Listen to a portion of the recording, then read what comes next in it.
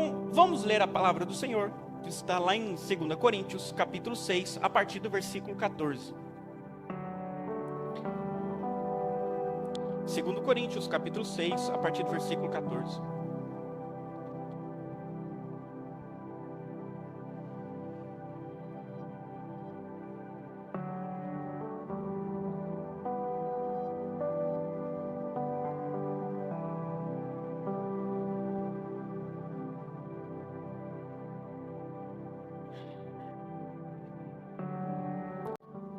Amém? Os irmãos podem acompanhar pelo telão.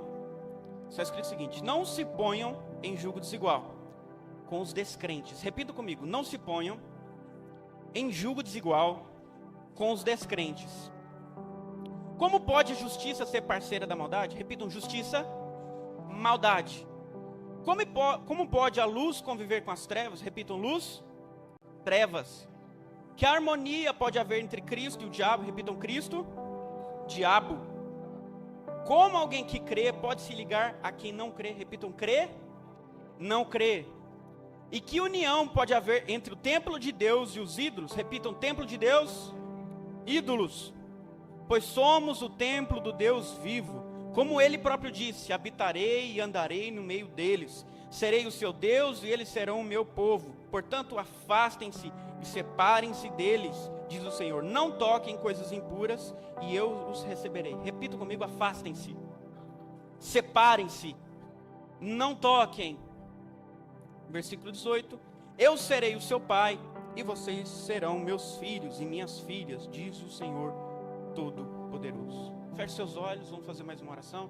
Supremo Deus, tem misericórdia dessa primeira ministração, que o Senhor me use para a glória do teu santo nome, que nada que venha ser dito venha de mim, da minha carne, Pai, mas que seja poder de Deus, Pai, alastrando nas mentes e nos corações, Pai, que haja boa vontade para entender e mudar de vida, em nome de Jesus, para a glória de Deus, amém.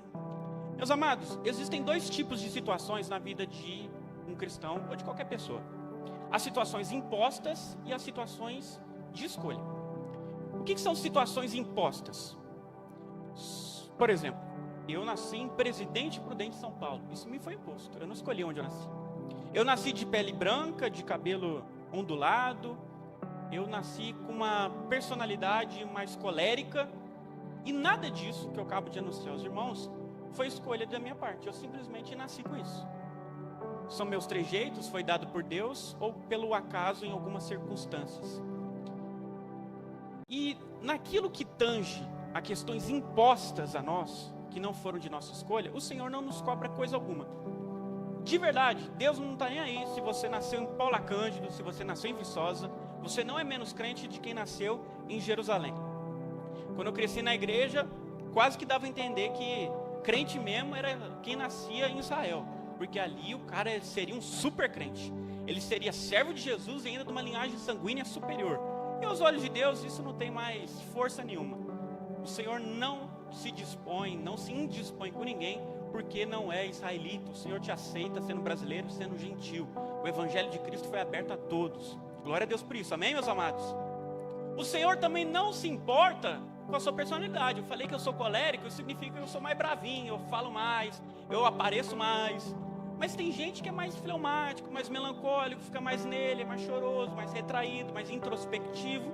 E o Senhor também não fica aborrecido por você ter uma personalidade assim, sabe? Às vezes é ruim ser tímido, sem dúvida, te atrapalha a fazer uma série de questões, a obedecer alguns princípios bíblicos.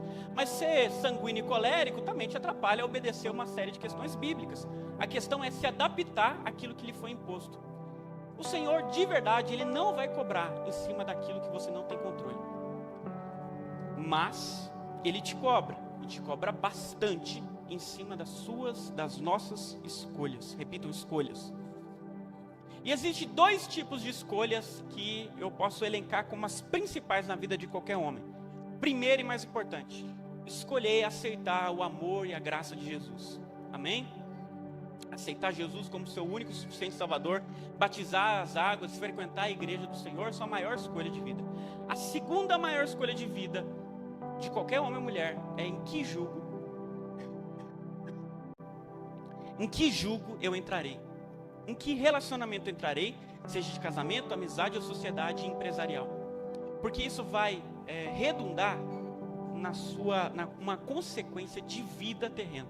A sua escolha primária, que é escolher o Senhor Jesus, vai ter uma consequência eterna. A segunda maior escolha, que é em que julgo eu vou entrar, em que casamento, em relacionamento, amizade que eu vou entrar, vai redundar numa consequência terrena de muitos anos nessa terra, se isso vai lhe fazer bem ou mal. Por isso nós temos que ter muito cuidado no que tange essas dois tipos de escolhas. E a palavra de Deus nos é muito clara sobre se pôr em julgo desigual, entrar no relacionamento com a pessoa que não é crente. Ela é, nesse caso, descrente. É legal a gente abordar, começar falando, no mês da família sobre isso, porque às vezes, para quem é cristão e nasceu no berço evangélico, isso aqui é uma coisa muito banal.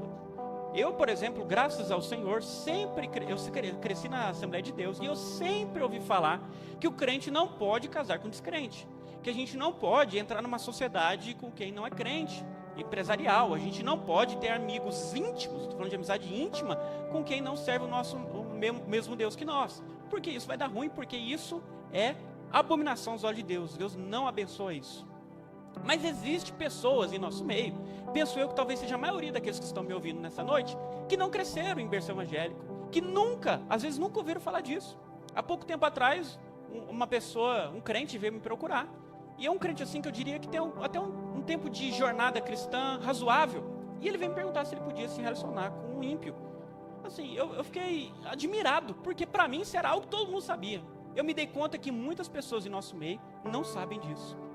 Tanto os jovens que são solteiros, como também aqueles que já são casados, que oferecem àqueles que são solteiros todo tipo de aconselhamento contrário à palavra de Deus. É por isso que é tão importante os irmãos entenderem os princípios que a gente vai falar aqui nessa noite, para que vocês vivam direito e aconselhem direito. Amém, meus irmãos? E o que o apóstolo Paulo fala aqui nesse enfoque bíblico que nós lemos? Ele diz claramente no versículo 14, não se ponham, aqui está falando de escolha, em julgo desigual com os descrentes. Meus amados, que analogia é essa que o apóstolo Paulo usa aqui? O que é um jugo? O que seria um jugo desigual? Um jugo, o nosso irmão Lecão vai mostrar ali para nós, a imagem número 1, Lecão. É isso daí, ó. Dá 2 cliques, Lecão, rápido.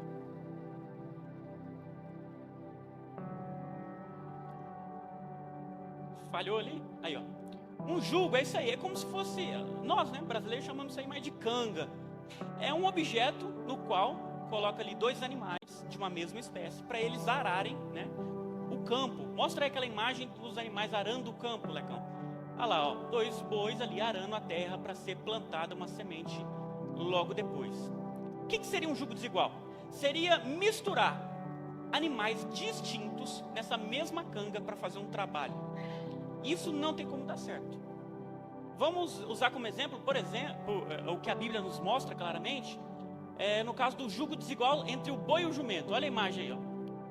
Será que teria como dar certo um trabalho a céu aberto entre esses 2 animais? Sim ou não, meus amados? De maneira alguma. Alguns irmãos aqui mexem com terra, talvez aram o campo, não sei se isso... hoje tem maquinário, isso não é tão mais comum. Mas, sem dúvida nenhuma, você não precisa ter experiência empírica para deduzir que isso aí não tem como dar certo. Por quê? O animal mais forte vai carregar todo o peso e o animal mais fraco vai ser machucado pelo animal mais forte. E a palavra de Deus sempre falou que isso não era para acontecer, desde o Velho Testamento. Aqui Paulo está usando uma analogia que Deuteronômio já usou, Moisés já usou muito tempo atrás, no que concerne realmente aos animais. Vamos ler aí, ó. Deuteronômio 22:10. Olha o que o Moisés fala. Deuteronômio 22, vou ler do 9 ao 10, ó.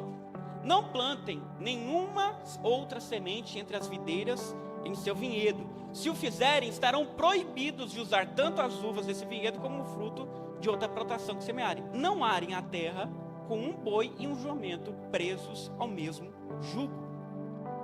Isso era uma lei desde os primórdios, desde a época do grande legislador Moisés. E a preocupação do Senhor nunca foi necessariamente com o animal. Claro, o Senhor se preocupa com os animais. Mas o que ele fala ali é uma tipologia profética que o apóstolo Paulo nos revela com mais exatidão. Ele está falando ali de ajuntar pessoas diferentes, raças diferentes. E quando eu falo raça, não quer dizer brasileiro com argentino, branco com negro. Não, raças ali é o crente e o ímpio. É aquilo que o Senhor muito bem alertou o próprio Moisés, ao dizer que quando eles entrassem na terra prometida, eles não poderiam casar-se com ninguém do território de Canaã. Eles deveriam casar somente entre eles, entre as suas tribos e as suas famílias, porque senão eles estariam contaminando a genealogia, a herança de Jacó. O Senhor nos proibiria isso desde o Velho Testamento. Por quê, meus amados? Vamos analisar ali a imagem que eu mostrei. O animal mais pesado, o boi, e o animal mais leve, o jumento. Espiritualmente, pode abrir a imagem aí, Lecão. Espiritualmente, nós somos o boi. Espiritualmente, nós somos mais robustos, nós somos mais fortes do que um ímpio, se a gente se juntar ele num matrimônio, numa amizade profunda ou numa sociedade empresarial. Nós somos espiritualmente muito mais desenvolvidos e fortes do que o ímpio. Isso acarreta para nós uma exaustão tremenda no que concerne a respeitar os princípios e a lei de Deus. Porque a gente vai ter que ser santo por nós e pelo outro que a gente se ajunta.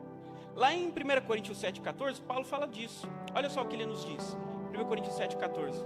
Pois o marido descrente é santificado pela esposa, e a esposa descrente é santificada pelo marido. Do contrário, os filhos seriam impuros, mas eles são santos. Quando nós entramos num jugo com uma pessoa que não é cristã, o que isso nos mostra? Nos mostra que a nossa fidelidade ao Senhor, a nossa santidade ao Senhor vai ter que carregar outra pessoa. Nós vamos ter que carregar espiritualmente outra carga. E deixa eu falar, a vida já é muito pesada. Já tem muita carga que a gente precisa carregar. Se você que ainda não casou entrar num relacionamento com um descrente, você vai ter mais uma carga para levar, que é a própria vida do seu cônjuge. Isso na prática é duro demais, meus amados. É duro demais. Lembrando que eu estou falando para os solteiros, eu não estou falando para quem já casou em julgo desigual. Isso é a próxima ministração, tá bom? Se você tem a oportunidade de fazer escolha, não decida levar a vida espiritual nas costas, a vida espiritual de outra pessoa nas suas costas. A nossa vida espiritual já é difícil sozinha. Levar o outro é impossível, meu irmão. É difícil demais da conta. E tem gente que decide fazer isso. Meus amados, e isso é terrível. Por quê? Porque às vezes a pessoa que a gente se relaciona, ela sabe disso. Ela sabe que nós somos cristãos, ela sabe até onde nós podemos ir, e ela acaba usando isso contra nós. Eu vi uma história de um pastor uma vez falando, os detalhes eu não vou lembrar com exatidão, mas é mais ou menos o seguinte, que a irmã dele, ela namorava um descrente que ia nos cultos com ela, né, para fazer aquela média. E um dia ele sentou para conversar com o que seria o futuro cunhado dele, eles estavam para casar, e o cunhado abriu o coração para esse pastor. Eu achei engraçado ele falar isso para o pastor, né? Ele falou assim, não, eu estou indo para a igreja para ela casar comigo. Depois que a gente casar, eu nunca mais vou pisar o pé na igreja. Porque eu sei o que a Bíblia dos crentes fala. Fala que o divórcio é proibido. Então eu vou viver do jeito que eu quiser e ela nunca vai poder pedir o divórcio. O ímpio age assim, meu irmão. A gente pensa que a pessoa que a gente está se relacionando tem bom caráter, tem boa índole, vai até nos cultos conosco.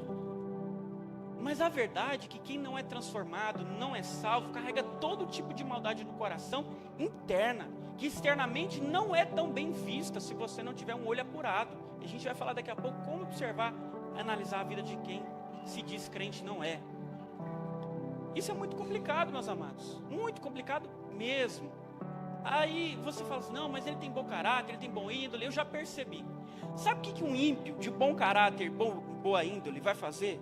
Depois que você casar com ele, o que ele vai fazer é o seguinte, vai chegar ali 10 anos de casamento, 20 anos de casamento, ele na sua boa índole, bom caráter, ele vai chegar até você e falar assim, ó, eu não quero te trair, mas a verdade é que eu não te amo mais, eu estou amando outra pessoa, vamos nos divorciar, e aí a gente vai fazer tudo direitinho, eu vou te dar a parte que lhe cabe. Olha só, para o mundo isso é uma pessoa de boa índole, mas é o máximo que o mundano vai te oferecer, meu irmão. Ele não vai te trair, vai te respeitar e vai pedir o divórcio.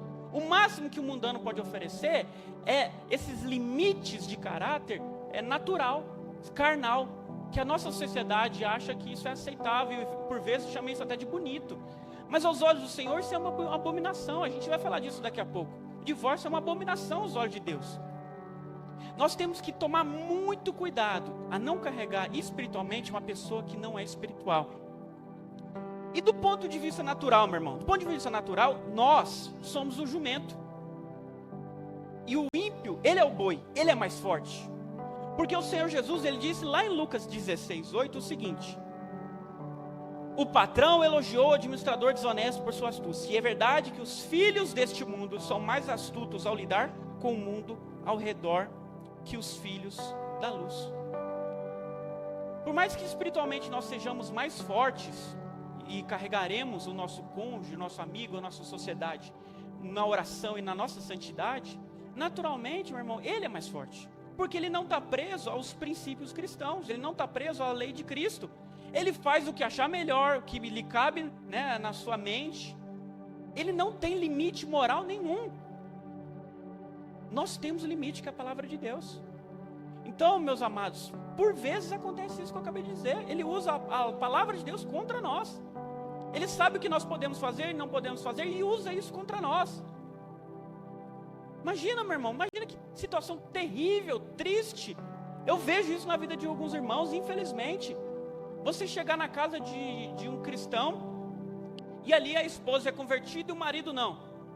E nessa casa, a casa cheira a cigarro. Você abre a geladeira, está cheia de cerveja. Sabe, as músicas que escuta na casa é música assim terrível, falando de adultério, de profanação, de sexo. Meu irmão, isso é uma casa cristã? Não deveria ser. E tem gente que conhece a palavra, sabe o que deve fazer, e mesmo assim, por uma questão de carência, ou uma questão de autoenganação, achando que a pessoa é boa, que ela vai mudar, que ela vai se converter, entra numa situação terrível dessa. Meu irmão, você não está na bênção do Senhor, você, nesse sentido natural, é o vaso mais frágil, é o jumento. Você vai ser machucado, você vai ser atropelado pelo ímpio. Ele não vai te respeitar. Tira o seu cavalinho da chuva, isso não existe, a palavra de Deus nos fala isso. Tem gente que cria ilusões, principalmente as meninas. Não, ele vai mudar, ele é diferente. Minha irmã, não é, todo ser humano é igual. Romanos 3:23, não há um justo sequer. Todo mundo é farinha do mesmo saco, é terrível, é mau, é perverso. Se não fosse Jesus, eu e você seríamos iguais. Não existe isso, ele vai mudar. Você tem que casar com alguém que já mudou. Você tem que entrar numa sociedade com alguém que já mudou. Você tem que ter amizade com alguém que já mudou. O contrário disso, você vai estar entrando em julgo desigual. E isso é maldição. Maldição. Meus amados, prestem atenção nessas verdades. Prestem atenção nessas verdades. Porque o que pastor mais faz? Quando eu morava com meu pai na adolescência, o que eu mais via meu pai fazer? Aconselhamento de casais. E a maioria das brigas de casais era entre o cara que era crente e a mulher que era descrente. A mulher que era crente e o marido que era descrente. Que na verdade não era nem um aconselhamento de casal, a gente não pode chamar assim, porque só uma parte ia buscar a ajuda do pastor e o outro ficava sofrendo. É o que mais acontece. Os irmãos podem ver que infelizmente em nosso meio algumas pessoas já se converteram em julgo desigual, ou até pecaram e se arrependeram e voltaram atrás, mas já casou. Pergunta, tem dois dedos de próximo uma pessoa que está em julgo desigual hoje. Vê se ela recomenda. Vê se a vida dela não é uma labuta. Se é difícil. É terrivelmente difícil. Não é só difícil, é terrivelmente difícil. Você tem que engolir muita coisa. Você tem que aguentar muita coisa. É terrível, meu irmão. Isso não provém do Senhor. E meus amados, mas às vezes você fala assim, mas veja bem, eu estou casado bem, né? Estou casado com uma pessoa cristã, fiz tudo direitinho. Mas você falou aí de uma questão que talvez me interesse, né? Você está falando de amizade e sociedade empresarial, que papo é esse? Sim, meus amados. O princípio que o apóstolo Paulo dispõe aqui para nós, se você for analisar o contexto, eu não estava nem falando de casamento, sabe o que ele está falando aqui? De amizade. De você estar com pessoas que se dizem crentes e não o são. É claro que esse é um princípio geral que se aplica a relacionamento matrimonial e à sociedade empresarial. Mas o fato é que contexto, se a gente for ler os capítulos anteriores, ele está falando de pessoas que se diziam crente na igreja e não era. Está falando de amizade.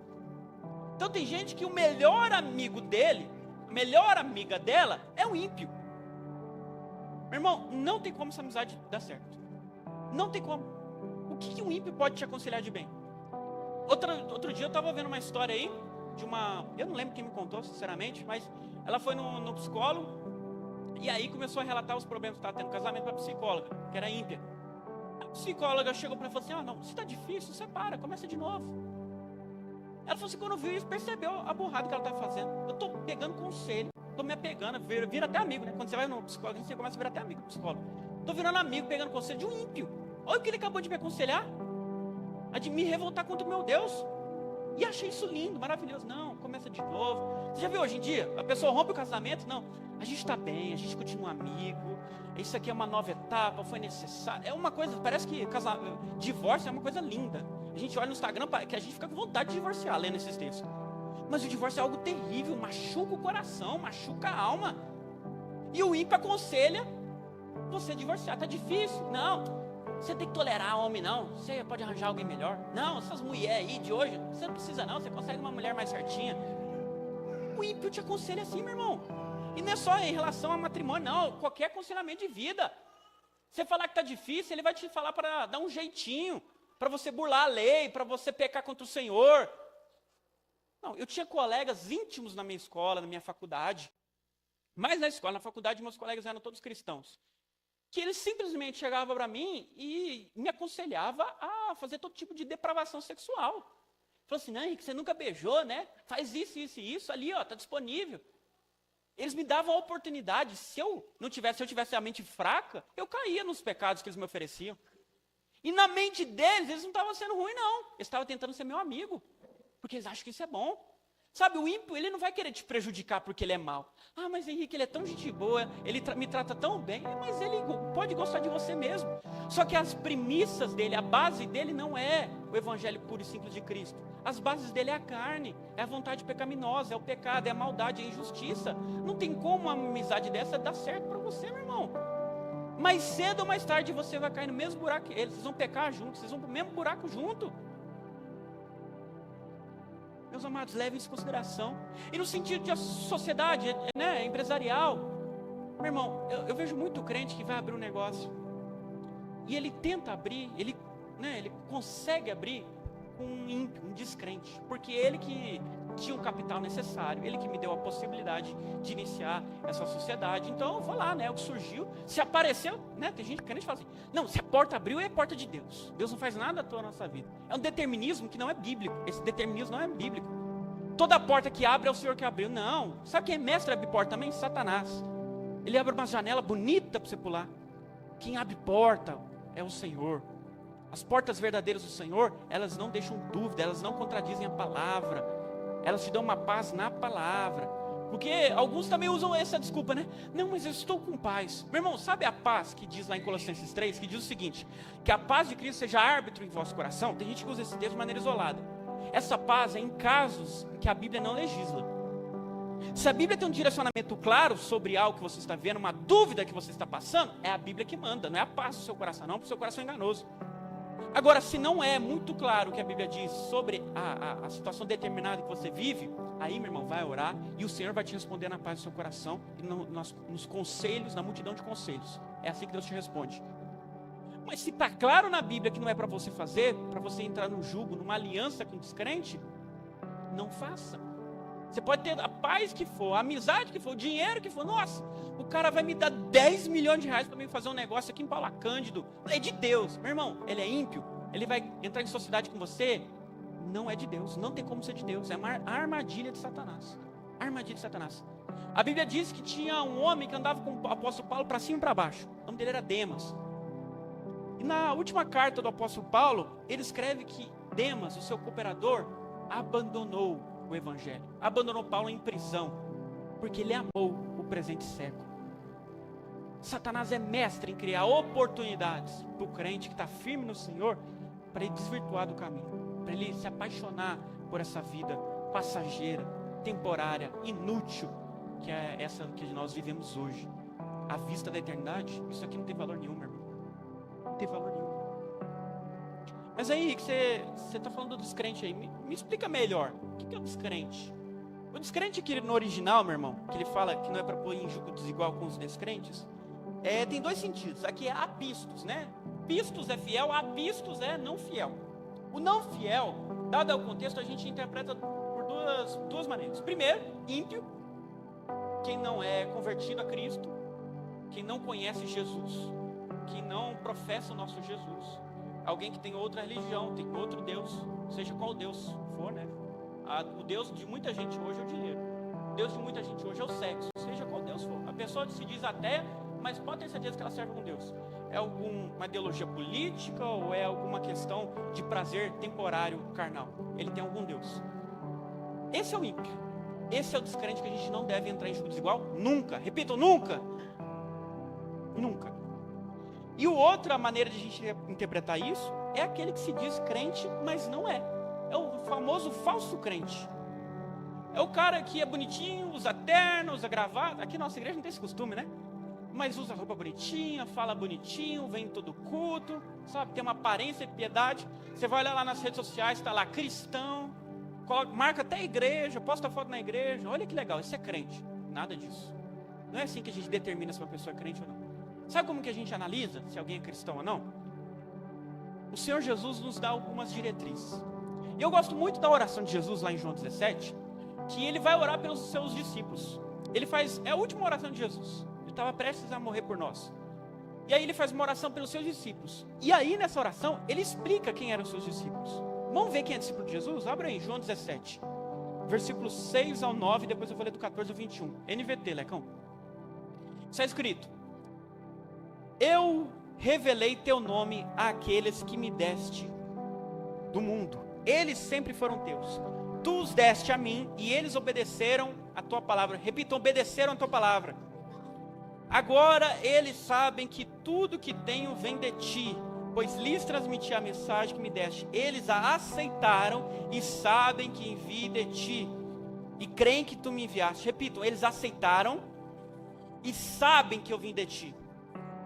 Minha oração não é por este mundo. Olha que a diferença que ele está fazendo. Não é por este mundo, mas para aqueles que me deste, pois eles pertencem a ti. Ele está falando que esses que ele está falando são seus discípulos verdadeiramente.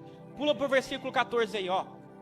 Eu lhes dei tua palavra e o mundo os odeia, porque eles não são do mundo, como eu também não sou. Repito, o mundo os odeia.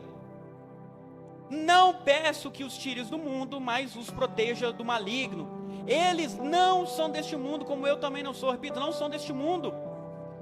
Consagra-os, ou santifica-os na verdade, a tua palavra é verdade. Repita, consagra-os. Repita, santificação. Assim como tu me enviastes ao mundo, eu os envio ao mundo. E eu me entrego como sacrifício santo por eles, para que sejam consagrados na verdade. Não te peço apenas por esses discípulos, mas também por todos que crerão em mim por meio da mensagem deles. Falando de nós aí. Minha oração é que todos eles sejam um. Repitam, sejam um. Como nós somos um. Ele está falando com o Pai. Eu e o Pai somos um, que eles sejam um na sua comunidade. Como tu estás em mim, Pai, eu estou em ti, que eles estejam em nós, para que o mundo creia que me enviaste. Meu irmão, a gente pode resumir aqui 3 características de um discípulo verdadeiro de Cristo. Primeira, versículos 6 e 8, que eu até pedi para os irmãos receberem. Aquele que conhece e recebe a palavra do Senhor. Como que alguém é cristão? Tem que conhecer e receber isso aqui como verdade plena. Você tem um amigo, um pretendente, um colega que se diz cristão, que se diz servo de Jesus, mas ele simplesmente não aceita a palavra de Jesus. Ele fala, ó, eu acho que só o Novo Testamento é verdade. Ou eu acho que só as letrinhas vermelhas, que é aquilo que Jesus diz, né? Algumas bíblias têm umas letrinhas vermelhas, que é as frases de Jesus. Só as letrinhas vermelhas é verdade. Ou só o que o apóstolo Paulo diz é verdade. Ou só o Velho Testamento é verdade. Se ele segmenta a palavra de alguma maneira e não aceita ela toda como uma verdade, se ele não aceita todo o testemunho fiel da Sagrada Escritura como verdade, meu irmão, essa pessoa não é crente. Não é dos nossos. Não é um falso crente. Toda palavra é inspirada, é divina, é inerrante. Aquele que não crê nisso, que não vive assim, ele não pode ser nosso irmão, ele não pode ser algum pretendente para que a gente entre em um jugo com ele, porque Jesus disse isso claramente, ele tem que aceitar todo o meu testemunho, e o testemunho de Jesus é o que ele disse, é o que ele deu vazão a crédito, que quando ele citou todo o Velho Testamento, a lei e os profetas, e aquilo que ele deu vazão a crédito futuro, que eram os discípulos e apóstolos, que ele nomeou e falou, escute-os, o Espírito Santo que eu vou enviar, lhes ensinará o resto, para você ensinar para todo o povo. Ide por todo mundo ensinando o meu evangelho. Então os apóstolos tinham autoridade para ensinar o que eles quisessem. Aquilo que está nas cartas paulinas, de Tiago, de Pedro e João, tem peso de lei, é como se Jesus estivesse falando. Então se alguém usa qualquer tipo de argumentação para falar que a Bíblia não é completamente a palavra de Deus, ele não é nosso irmão em Cristo, não é crente, não se ajunte em julgo com essa pessoa. E hoje em dia tem todo tipo de seita maluca, tem todo tipo de gente pregando assim, coisas completamente escabrosas perante a legitimidade da palavra do Senhor. Analise bem, meu irmão. Ele fala que aquele que conhece, a pessoa tem que conhecer a palavra. Meu irmão, às vezes a pessoa é nova convertida e não conhece muita palavra. Eu entendo disso e não é disso que eu estou falando. Eu estou falando uma pessoa que já deveria ter um tempo de maturação, que já deveria conhecer a palavra de Deus, pelo menos uma base necessária. Meu irmão, mesmo você novo convertido, você tem que conhecer os evangelhos, isso é o mínimo. Se você nunca leu os evangelhos, meu irmão, tem alguma coisa errada com o seu cristianismo. Como é que você vai viver por algo que você... você está entrando em aliança com algo que você não conhece. Quando eu casei, gosto de usar esse exemplo aqui, quando eu casei com a minha esposa, por mais que eu tenha casado rápido com ela, e acho que 1 ano eu já estava casando com ela, desde o momento que eu conheci até o momento do casamento, eu investiguei a vida dela, assim, avidamente. Eu pesquisei ela, eu stalkeei ela nas redes sociais, eu fiz uma série de perguntas. A primeira vez que eu liguei para ela em videochamada, ela morava lá no Maranhão, eu escrevi um monte de perguntas assim, ó. Eu falei, tudo bem, vou te fazer umas perguntas. Isso. Ela levou até susto. Meu irmão, assim, eu vou entrar em um julgo com alguém que eu não conheço, eu vou fazer uma aliança com uma pessoa que eu não conheço. E tem crente que faz isso. Tem crente que faz isso. Eu estou falando aqui no que tanja ao relacionamento com o próprio Senhor Jesus. Ele fala, não, é legal, Jesus parece um cara legal, eu quero ser servo dele. Mas você sabe o que significa ser servo de Jesus? Se você nunca leu os evangelhos, você não sabe. Leia os evangelhos, para você ver se você é crente mesmo. É bom para você, se você é novo convertido. Vamos ver se você é crente mesmo. Leia os evangelhos e vê se aquilo ali é o que você crê mesmo. Se é o que você crê e quer viver, beleza, você é crente. Se não é, irmão, você não é. Não é. Ou você recebe tudo que Jesus falou, ou você não recebe nada. Não há meio termo. Não há meio termo. Então nós temos que conhecer a palavra e recebê-la como palavra. Segundo aí que nós vemos que Jesus fala, santidade. Consagra-os na tua palavra, santifica-os na tua palavra. A tua palavra é a verdade. Nós temos que andar em santidade para você saber se é um cristão, ou para você analisar a vida de outra pessoa, para você entrar em julgo com ela, se ela é cristã. Veja se ela anda em santidade. O que é santidade? Kadosh no original, separação, uma pessoa que é distinta, é diferente. Você viu aqui que Jesus fala? O mundo odeia aquele que é servo de Jesus. Ele é diferente, ele não pertence a esse mundo. Por isso que a gente fala mundo, né? É como se a gente não vivesse, a gente vive nesse mundo, mas a gente não pertence ao mundo. Nós somos, nesse sentido, extraterrestres. A gente pertence ao novo mundo, à nova Jerusalém, essa é a nossa pátria. A gente não é nem brasileiro nessa perspectiva, a gente é da nova Jerusalém, essa é a nossa pátria. Então, meus amados, a pessoa tem que andar em santidade. Você tem que ver, Jesus falou que a gente pode julgar no sentido de análise. Ele falou, analise os frutos para você ver se a árvore é boa ou não. Jesus falou isso. Ele está falando, se os frutos forem maus, a árvore é má, não se ajunte com eles, são lobos. Está falando dos fariseus. Então veja, meu irmão, a pessoa se diz crente, mas ele é beberrão, ele é xingador, sabe? Ele não tem virtude nenhuma, não tem nenhum fruto do Espírito de Gálatas 5, que já foi pregado nessa igreja aqui, há uns meses atrás. Como que essa pessoa é crente, meus amados? Como? Me explica. Não tem como. Não tem como. Não tem como. E a terceira questão que nós vemos aí Jesus falando dos seus discípulos é que eles têm um relacionamento entre eles. Jesus fala, que eles sejam um entre eles, como eu e o Pai somos um. Aqui Jesus está falando, que eles têm um relacionamento com o Pai e eles têm um relacionamento com eles. A pessoa que é crente, ela vai na igreja, amém? Amém? Ela vai nos cultos, no caso da nossa igreja, que nós temos célula, vai na célula. Vai naquilo que a igreja tem para oferecer, ela está indo. Ela tem uma unidade com o corpo. Não tem como você ser cristão fora do corpo, não existe isso. Lá em Hebreus, a Bíblia é clara. O autor de Hebreus, nós não sabemos quem é, ele escreve lá que nós não devemos deixar de congregar como fazem certas pessoas. É uma ordenança, nós temos que estar congregando, nós temos que estar, mais do que congregando, em comunhão. Eu gosto sempre de falar nisso, por isso que a nossa igreja é uma comunidade Batista da Paz. Nós temos que ter comunidade, temos que ser uma comunidade, temos que ter comunhão. Meu irmão, nós temos um culto no domingo, que é um ajuntamento da igreja do Senhor, para receber a palavra do Senhor e adorar o Senhor, né? Em assembleia. Mas nós temos também as nossas células, que da perspectiva de comunhão é o ponto central da nossa igreja. Se você não vai na célula, você vai no culto, meu irmão, você está em falta. Porque aqui você vem para receber, lá você vai para dar. Lá você vai para entrar em comunhão, aqui você recebe o estofo, a bagagem da palavra de Deus. Lá você entra em comunhão com a igreja do Senhor. E Jesus não vem buscar indivíduos, Jesus vem buscar a noiva na sua segunda volta. Tem gente falando, eu sou a igreja do Senhor. Não, não é. A igreja do Senhor é o corpo do Senhor, que Ele é o cabeça. Você é um membro desse corpo. Se você está afastado do corpo, você não é corpo. Você é apenas um membro que vai apodrecer. Se eu arrancar meu dedo e jogar fora, ele apodrece, o corpo fica bem sem meu dedo. Meus amados, a pessoa que se diz cristã, ela tem que ter uma unidade com o corpo de Cristo. Ela tem que fazer presente nas reuniões. Ela tem que ir. E aí, vamos voltar para o texto lá de 2 Coríntios. Quais são as razões? Eu expliquei para os irmãos o que é o jugo. Eu falei quem são os descrentes, que a gente não pode entrar em jugo desigual. Mas aí o apóstolo Paulo começa a dar razões por que a gente não pode entrar em jugo desigual. Veja aí, apesar de já ter falado algumas, a gente pode falar mais algumas. Olha aí, do versículo 14, parte B, até o 16, parte A. Ele diz o seguinte: como pode a justiça ser parceira da maldade? Meus queridos, no original grego koiné, eu pesquisei aqui, para a gente ter um entendimento mais profundo.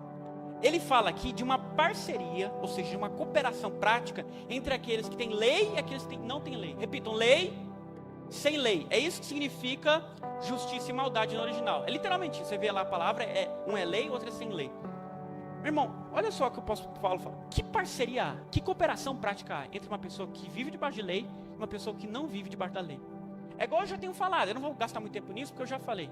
É uma pessoa que recebe a palavra, que vive a palavra, que tem os princípios da palavra, é uma pessoa que não entende nada disso como relevante para a sua vida. Que cooperação prática pode haver? Você consegue racionalmente chegar numa conclusão óbvia. Não tem como. Sabe, gente, o que uma pessoa de bem, um cidadão de bem vai conseguir conviver com um bandido? Não tem como. Você já viu esses casamentos aí, ou esses relacionamentos entre uma pessoa que... Você já viu, vamos pôr assim, um policial ser amigo de um bandido? Isso existe? De maneira alguma.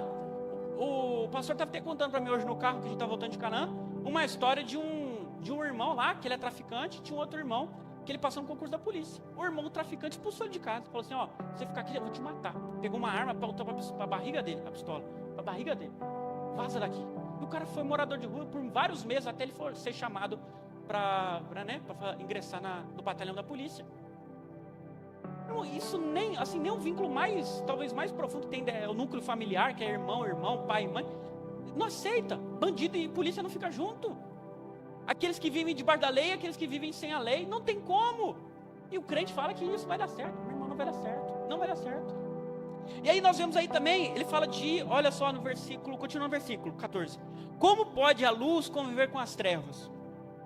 Aqui essa conviver fala de uma caminhada, de uma trajetória em conjunto, entre luz e trevas. Meus amados, onde a luz está, as trevas se dissipam. Se eu apagar tudo aqui e ligar uma lanterna, aonde eu apontar a lanterna não vai ter mais escuridão. A escuridão vai embora. Se a gente não está no breu aqui, é porque a luz está apagando esse breu. Aonde a luz está, as trevas vão embora, amém? O que isso quer dizer para nós? O cristão, ele tem uma mente espiritual, ele tem uma clareza espiritual. O ímpio não tem uma clareza espiritual. Ele é cego espiritualmente, ele é natural. Tem essa diferença. Veja, meu irmão, é assim, eu vou te falar um negócio, abrir meu coração para vocês. Via de regra, eu não gosto de conversar com homem. Não gosto de conversar com homem da minha idade, mais ou menos. Porque eu vou sentar para conversar com ele, o ímpio eu estou falando. Eu vou sentar para conversar com ele, o que ele vai falar comigo? Dinheiro, propriedade, bens, carro, imóvel. Ele vai falar sobre questões materiais. Porque o foco do ímpio é o material. O foco do ímpio é enriquecer, tá bem de vida. Esse é o foco, é a meta principal, número 1. É por isso que quando você senta para conversar com o ímpio, ele só fala disso. Ele só fala disso. E qual que é a meta do crente? A meta número 1: conhecer a Cristo e torná-lo conhecido. Por isso que quando você senta para conversar com o crente, você pode estar falando de qualquer assunto, ele vai voltar, ele vai tocar no assunto de Jesus e algum princípio do Evangelho. Porque nós temos clareza espiritual, nós sabemos o que realmente é a vida. O ímpio não sabe. Ele pensa que a vida é esses 80 anos que vai passar na terra. Mas nós sabemos que existem séculos, milênios, milhões, trilhões, quadrilhões de anos ainda que estão por vir, que nós vamos viver e vai depender daquilo que nós fazemos nessa terra. E o ímpio só pensa em dinheiro, só pensa em trabalhar, só pensa no financeiro. Não que isso é ruim necessariamente, mas como ponto principal da vida isso é até pecado. A nossa mente é voltada para as coisas espirituais. Nós só pensamos coisas espirituais. Meu irmão, o crente, olha só como o crente é doido. Eu estou vendo filme, quando eu vejo sozinho, eu não consigo ver o filme sem pausar o filme. Eu vejo o filme, eu pauso o filme e começo a pensar: o que eu faria sendo cristão nessa situação? Eu sou meio doido, o crente é meio doido.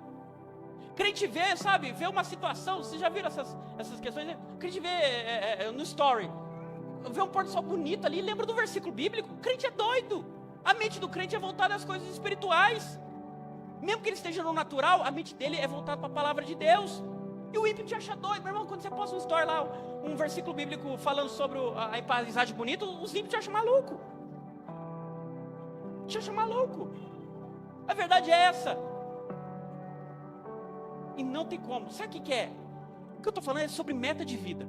A meta do ímpio é ficar rico. A meta do crente é conhecer Jesus. Vocês podem começar do ponto inicial parecido. Ah, Henrique, você não sabe. Ele tem os mesmos gostos que eu, ele tem as mesmas percepções que eu, pensamentos políticos. Nossa, ele é tão parecido comigo. Beleza, vocês começam bem parecido. Do ponto aqui, ó.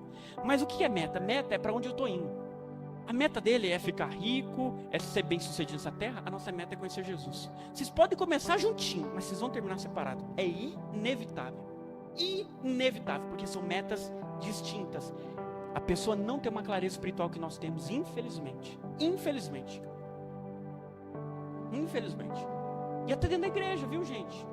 Eu lembro que uma vez uma menina veio conversar comigo. Antes eu era jovem ainda, era adolescente. Ela veio conversar comigo, ela estava querendo, sabe? Querendo casar comigo, eu sei disso. Estava afim de mim. Aí beleza, né? Eu assim, dos meus 17 até os 20, até conhecer Esther, eu não pensava nisso, realmente não pensava. Mas eu falei assim, vai que, né? Eu sabia que eu não era celibatário, vai que é essa. Aí eu comecei a dar papo para ela. Aí eu comecei a falar do ministério, de pregar a palavra, de viver pelo evangelho. Aí essa menina começou a falar, é legal mesmo. Sabe, ela não deu papo e começou a falar sobre, sabe, construir uma casa e fazer tal, e planejamentos só físicos, naturais. Na hora eu rompi, assim, beleza, Deus te abençoe, vai em paz. Porque eu não vou casar com uma pessoa que parece crente, mas os pensamentos dela são naturais. Minha vida, meus pensamentos são espirituais. É por isso que a Esther passou na prova lá que eu fiz com ela. Eu fiz uma série de perguntas e ela respondeu tudo direito, passou na minha prova. Meus amados, não tem como a luz caminhar com as trevas. Terceira coisa que o apóstolo Paulo fala aí, a harmonia. Ele fala, versículo 15, que a harmonia pode haver entre Cristo e o diabo. Isso aqui é derradeiro, né? Harmonia é paz, é equilíbrio, Quando falo harmonia, eu penso em ritmo, né? Imagina aqui, Jesus tocando violão e o diabo tocando bateria. Vocês conseguem imaginar essa cena? Você acha que eles têm harmonia junto? Irmão, não tem como, eles estão em guerra, são rivais. Não tem como ter a paz e equilíbrio entre isso. E se você entra num jugo com uma pessoa que é descrente, isso é uma guerra de sogro. Porque o nosso pai, nós sendo cristãos, é Deus. O pai do ímpio, segundo João 8,44, é o diabo. O pai do ímpio é o diabo. Jesus falou para os fariseus que não obedeciam sua palavra, vós tem por pai Satanás. Meu irmão, você está casando com alguém, teu sogro é o diabo. Não é o seu João, a dona Maria, não. É o diabo, é Satanás. Não tem como. Não tem como. Para ele vai ser muito bom, né? Ganhar um sogrão como Jesus, para ele vai ser top. Mas para você é terrível, meu irmão. Ou se você entrar numa aliança empresarial, você tá entrando numa sociedade junto com Satanás.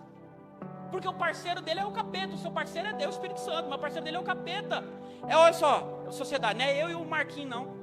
Não é o Marquinhos aqui, não. Só um exemplo, um nome que eu pensei. Não é eu e o Marquinhos, não. É eu, o Marquinhos, o Espírito Santo e o Satanás. É nós quatro. Quando você é em sociedade, que a pessoa não é crente, é sempre quatro. Você tem que pensar nisso, viu, meu irmão? Tem que pensar nisso. Porque não tem como, essa guerra de sogro não vai rolar. Não tem como ter paz nesse relacionamento. 4 pontos aí, ó, 4 pontos que Paulo fala é ligação. Ele fala, ó, continuando no versículo 15, como alguém que crê pode se ligar a quem não crê? Isso aqui, ligação fala de vínculo entre o crente e o descrente. Enquanto o que eu falei de harmonia é uma guerra de sogro, aqui é uma guerra de soldado. Ele serve o exército inimigo, o exército de Satanás. Mesmo que ele não saiba disso, ele serve. Você serve o exército de Cristo. Meu irmão, você consegue imaginar? Eu não consigo. Está acontecendo uma guerra lá na Rússia agora. Eles estão no fronte de batalha. Russo contra ucraniano. Aí deu a hora de sair do fronte de batalha, eles vão para casa, tomar um cafezinho, passar no final de semana com a família. Nem sei se faz isso, mas vamos imaginar que faça. Você consegue imaginar os ucranianos indo passar um final de semana na casa do russo, fazendo churrascão? Aí na segunda-feira eles voltam para o campo de batalha e começam a tentar matar um ou outro? Você consegue imaginar isso? Isso acontece? Jamais. Mesmo que você não esteja no fronte, você esteja vivendo assim, está na sua folga, você vê um soldado inimigo, você vai tentar matar ele. É menos um. Isso não rola, meu irmão. Não tem como ter um vínculo entre soldados distintos, que servem a causas distintas. Nós estamos em guerra. Nós estamos em guerra. Nosso reino está em guerra com o reino dele. Meu irmão, isso não dá certo.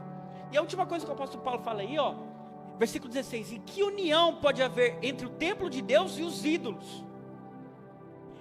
Meu irmão, união aqui fala de acordo, fala de consenso entre o templo de Deus e os ímpios. Aqui é uma guerra de religiões.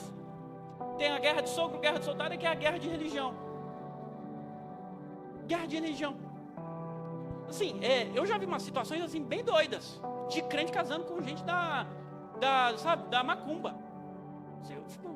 Como que a pessoa chegou nesse nível, sinceramente? O crente casando com o espírito, até mesmo com o católico. Não tem como, meu irmão, são religiões distintas. Não tem como, isso é jugo desigual. Nós servimos a Deus diferentes. Por mais que a gente tenha semelhança com algumas dessas religiões, como o catolicismo, que tem algumas coisas bem parecidas, não é a mesma religião, não é. Nós não servimos o mesmo Deus. Nós temos um Deus trino, eles têm um Deus e um panteão de santos, que eles rogam, e tem por intercessores. Nós não temos isso. Nós não aceitamos isso. Isso a gente acha um absurdo, uma abominação à luz da palavra. 1 Timóteo 2,4 fala que só um intermediador entre Deus e os homens, Jesus Cristo. Não tem mais ninguém, a gente tem que orar para ninguém. Não tem como isso dar certo. E deixa eu te falar, isso eu estou falando que você não pode, porque a Bíblia diz. Mas deixa eu agora dar um conselho. Até com pessoas que são crentes, mas são de uma visão muito diferente da nossa, é difícil ter casamento. Vamos supor, nós que somos pentecostais, arminianos, monergistas, você vai casar, nós somos dispensacionalistas, tudo isso eu já preguei no Tadel. Se você não entendeu nada que eu falei, dá uma assistida nos Tadéis lá que você vai entender. Nós somos tudo isso, são as nossas doutrinas secundárias. Aí você vai casar com um presbiteriano, os presbiterianos são pessoas de Deus, eles vão para o céu, no mesmo céu que nós, tá bom? Homens de Deus, escuto muito pregador presbiteriano, mas eles pensam de maneira secundária muito diferente de nós. Tudo isso que eu falei são o contrário. Eles não creem nos dons, como nós cremos. Eles pensam na salvação como uma determinação do Senhor. Então, evangelizar é uma coisa completamente distinta para o presbiteriano, que é para nós. Eles interpretam de uma maneira diferente. A questão da tribulação, do retorno de Cristo, eles pensam de maneira diferente. A preparação deles é diferente. Tem igreja que realmente acha que a gente vai passar na grande tribulação, até se prepara. Faz acampamento com os crentes lá para eles viverem nas montanhas, gente. Olha só. Para nós isso é doideira, a gente respeita e tal, mas para nós que não cremos assim, isso é loucura. Isso é loucura. Aí você vai casar com uma pessoa que pensa nesse sentido diferente de você, até pode, não estou falando que é pecado, mas se for possível, tenta casar com alguém que vai pensar com você, parecido com você, até nessas questões secundárias, tá bom? Até nas questões secundárias, porque é difícil. Tem coisas que a Esther e eu discordamos da palavra, nessas questões secundárias, são menos relevantes. Eu nem toco no assunto com ela, porque senão vai dar briga. E olha que a gente é crente, meu irmão, vai dar briga. Então pensa bem antes de você se agentar de qualquer maneira. Mas isso ainda pode. Veja, deixa eu dar alguns exemplos práticos. Já estou encerrando, tá bom, meu irmão? Aí louvor e depois outra palavra. Deixa eu dar uns exemplos práticos. Como que isso não tem como dar certo? Nos negócios. Vamos supor, você entende os princípios bíblicos, e você vai dizimar dos lucros da sua empresa. A empresa é sua, você entrega a empresa para Deus, fala, os lucros da minha empresa é do Senhor, eu vou dar 10% para Deus, é o dízimo. E eu ainda vou dar uma oferta, porque eu entendo a preciosidade que é poder ofertar na casa do Senhor. Aí você tem um sócio que é descrente. Você acha que ele vai tolerar isso? Você vai tirar 10% da nossa empresa, dá para a igreja? Dá pastor ladrão? Eles falam assim. Você vai tirar um dinheiro ainda para ofertar? Meu irmão, não tem como. No máximo ele vai falar, tira da sua parte. Ele vai dividir, tira da sua parte. Mas você como crente, o ideal seria tirar 10% da sua empresa, não da sua parte. Você vai até obedecer. Eu não acho que Deus vai ficar bravo com você porque você não consegue tirar 10% da sua empresa. Mas isso não vai ser pleno. E Deus não vai gostar o fato de você continuar numa sociedade com descrente, porque Deus não abençoa isso. Deixa eu dar outro exemplo. Eu abri uma loja, eu estou entrando em sociedade, vou chamar o pastor para fazer uma oração lá. Mas aí, seu sócio descrente, ele vai aceitar o pastor lá? E mesmo se ele aceitar, quem diz que ele não vai levar um padre, um pai de santo, ou até mesmo ele vai colocar um objeto de culto dele lá na sua empresa cristã? Eu cansei de ver, eu entro nas lojas aí, tá na placa assim, grandão, Jesus é o Senhor, ou um versículo bíblico. Aí você pisa na loja, tá lá aqueles, tem um Buda, tem um Hare Krishna, que é aqueles, elefante indiano, ou tem uma imagem de santa. Meu irmão, eu não preciso nem perguntar, eu sei que ali tem sociedade mista entre o ímpio e o crente. Não tem como isso dar certo. Isso, você tem ali a bênção de Deus ou de Satanás? De Deus que não é. Deus não vai ficar onde tem adoração a ídolos, onde tem oferecimento a ídolos. Você carrega a bênção de Deus, mas a sua empresa não, meu irmão. O ídolo que reina ali. E depois, em questões mais pragmáticas, como, obedecer às leis, pagar imposto. O ímpio vai tentar de toda maneira não pagar imposto, porque o imposto no Brasil realmente é uma loucura. É ter um desrespeito com o brasileiro. Mas fazer o quê? A Bíblia deixa claramente, Romanos 13, que a gente deve tributo às autoridades. Se elas pedem, a gente oferece. Mesmo que a lei é injusta. Qualquer lei brasileira que é injusta, e um monte eu fiz direito, eu sei, a gente tem que obedecer mesmo assim. Fazer o quê? Tem que obedecer. Se a gente não obedecer, a gente está em pecado contra Deus. Mas o ímpio não pensa assim, não, ninguém vai saber. É injusto mesmo, não é? Aí você fala, então qual o problema? Mas não é assim que eu penso. Mesmo sendo injusto, eu obedeço. Você é bobo demais. Meu irmão, não dá certo. E na questão familiar, você casa com um ímpio, criação de filho. Você vai criar seus filhos nos princípios de Jesus ou nos princípios da rua? Que teu marido, que tua esposa quer criar ele? Tem caso, você acha que não, mas tem caso. A Bíblia fala que é para corrigir o filho com vara. Hoje em dia, isso dá até cadeia. Teu marido, tua esposa te denuncia para a polícia. Isso acontece, acha que não? Eu vou corrigir meu filho com base na palavra de Deus, e teu cônjuge vai lá e liga para a polícia e te denuncia. Não, vocês têm que pensar nessa alguma coisa dessa antes de entrar num jogo desigual. Sabe, você ensina uma coisa e o pai da criança ensina outra. Você ensina uma coisa e a mãe da criança ensina outra. Como é que fica a cabeça da criança? Não tem como dar certo, meu irmão. E o tempo livre? Como que o crente gasta o tempo livre dele? Para a igreja do Senhor. Amém? O tempo livre do crente é vir para a célula, é ir no point, é ir no culto domingo, é ir em evento da igreja. A gente está feliz de estar aqui no domingo à noite, passar 2, 3 horas aqui, glória a Deus, amém? O ímpio é loucura, vou passar 2 horas ali ouvindo um cara falar, sendo que eu podia estar num show, sendo que eu podia estar bebendo uma cerveja ali no bar, sendo que eu podia estar fazendo as minhas coisas. Nunca! O tempo livre do ímpio é para ele mesmo, o tempo livre do crente é para a igreja e para o Senhor. Não tem como dar certo. Tá, agora para encerrar, tá bom, meus irmãos? As exortações, tá bom, Henrique? E agora, o que eu faço? Olha só o que Paulo manda fazer, entendendo esses princípios. Versículo 17. Portanto, afastem-se, separem-se deles, diz o Senhor, não toquem em coisas impuras e eu os receberei. 3 coisas. Vamos lá, 3 coisas que o crente deve fazer. Primeira, isso aqui é para os casados que estão casados em julgo desigual, e agora eu vou falar disso depois, agora já era, não é para você se separar, mas é para você afastar como, Henrique? Afastar das ações repugnantes dele. Porque tem, por exemplo, acontece mais com mulher, tá bom? Mulher que casou com um não cristão, aí ela fala assim, não, pastor, eu vou lá, vou no show com ele, vou fazer as coisas erradas com ele, para tentar frear ele um pouco, sabe? Para ele não ir tão fundo no pecado, para tentar ajudar ele. Irmã, se você estiver fazendo isso, você está participando das obras infrutíferas dele, do pecado dele. Você não se separa, eu vou falar disso daqui a pouco, mas também não precisa se juntar a ele, na maldade dele. Você quer frear ele? Você freia ele, com o joelho no chão, orando por ele e dando um bom testemunho no lar. É assim que você freia ele, é assim que você converte ele, dando um bom testemunho. Então você se afasta. O segundo aí, ele fala sobre separar. Aqui a gente entende sobre relacionamento de amizades e sociedade empresarial. Sociedade empresarial. Nós temos que separar, meu irmão. Você tem que romper. Se você faz parte de uma sociedade hoje, com ímpio, é uma sociedade, né, a longo prazo, não é algo assim temporário. E deixa eu explicar também para os irmãos aqui. O que é a sociedade? Sociedade não é, meu patrão é ímpio. Não, meu irmão, senão você não ia trabalhar em lugar nenhum.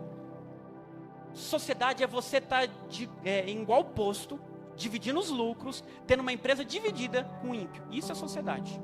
Você tem um patrão ímpio, você tem colegas de trabalho ímpio, isso não é sociedade, isso é só um empregado.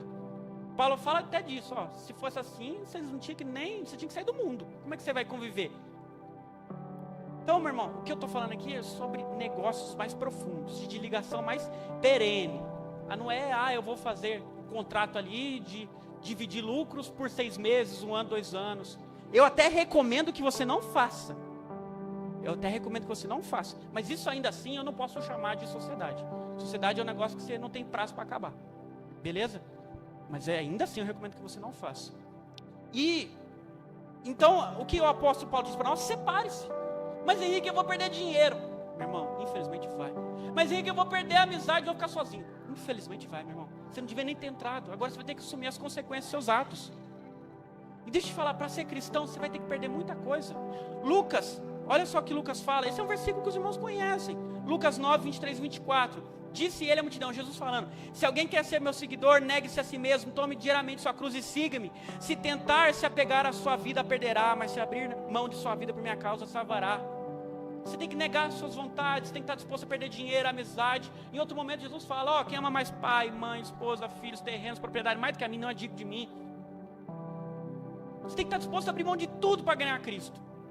Mas eu vou perder dinheiro, meu irmão, que perca para a glória de Jesus. Mas eu vou perder a amizade, que você fique sozinho para a glória de Jesus. E deixa eu te falar, Jesus é fiel. Você vai passar um tempo de tratamento, você vai passar um tempo de prova por consequência sua. Não vem apontar para Deus, culpar Deus, não. Consequência sua. Você não devia ter entrado nessa sociedade. Você não devia ter criado um vínculo tão profundo com alguém que não é crente. Você vai passar um tempo de provação. Mas depois, nosso Deus é fiel.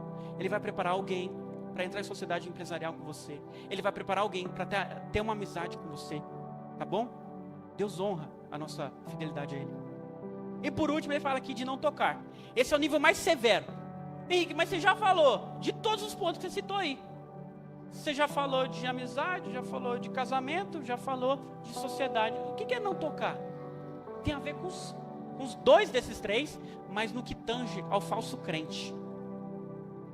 Tudo isso aqui ainda. Agora, o falso crente, esse é mais severo no nosso tratamento. Olha só o que o apóstolo Paulo disse. E eu deixo eu ler, porque às vezes os irmãos acham que eu estou sendo radical. Mas vou ler primeiro o que o apóstolo João diz, depois o apóstolo Paulo. 2 João 1,10. Olha o que João diz. 2 João 1,10. Se alguém for às suas reuniões e não ensinar a verdade de Cristo, não o convide a entrar em sua casa, nem lhe dê nenhum tipo de apoio. Quem apoia esse tipo de pessoa, torne-se cúmplice de suas obras malignas. Agora vamos ler o que o apóstolo Paulo diz, 1 Coríntios 5. Quando lhes escrevi antes, disse que não deveriam se associar com pessoas que se entregam à imoralidade sexual. Aí ele vai citar vários pecados aqui, deixa eu ver.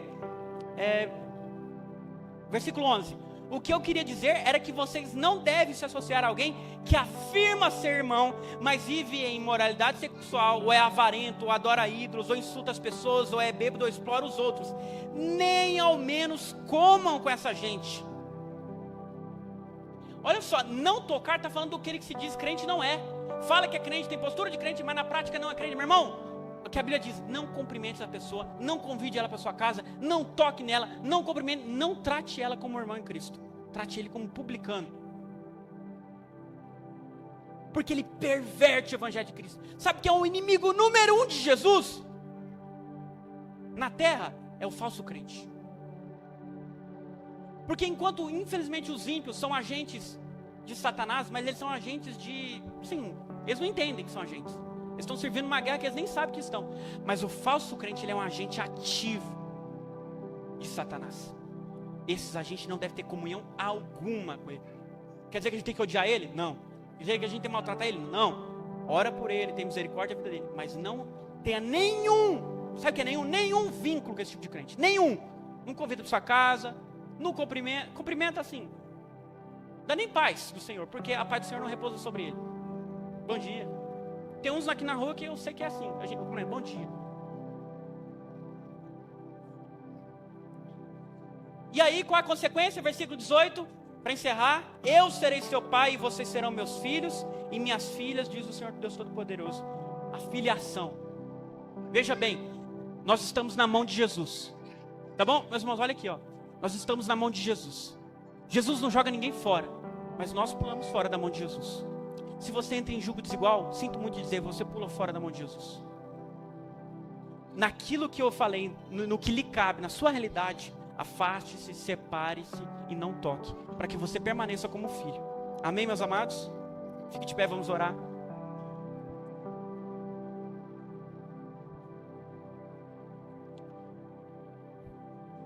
Jesus, te agradecemos pela tua palavra, te agradecemos pelo entendimento do jugo desigual. O Senhor nos livra de tomar decisões, Pai, a entrar em julgos que vão apenas nos machucar e nos cansar, Pai.